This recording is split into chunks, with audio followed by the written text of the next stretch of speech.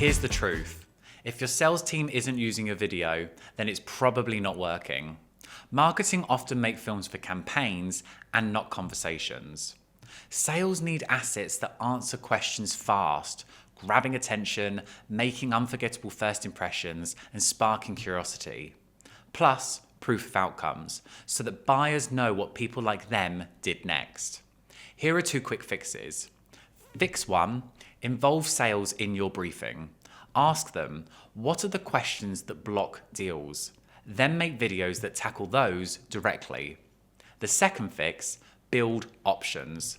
Maybe a 30-second cut for attracting attention, a 2-minute explainer, or a chapter demo or documentary case study that they can just drop into emails. A video becomes an asset when your salespeople say, this helps me win. So make your investment count.